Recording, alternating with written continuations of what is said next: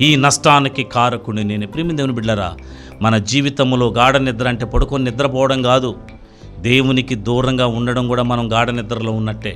దేవునితో సంబంధం లేకుండా మన ఇష్టానుసారంగా మనం జీవించడం కూడా గాఢ నిద్రలో ఉన్నట్టే.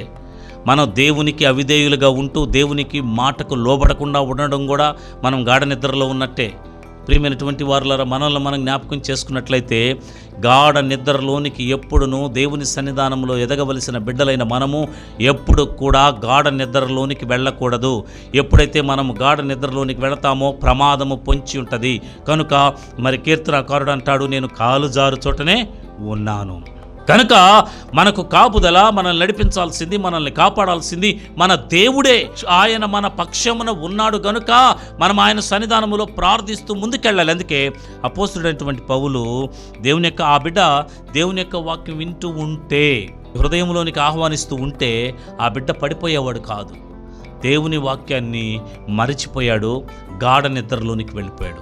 ఎప్పుడైతే గాఢ నిద్రలోనికి వెళ్ళాడో ఆ గాఢ నిద్ర అతనిని మరణావస్థలోనికి తీసుకుని వెళ్ళింది. ప్రియమైన వారలారా,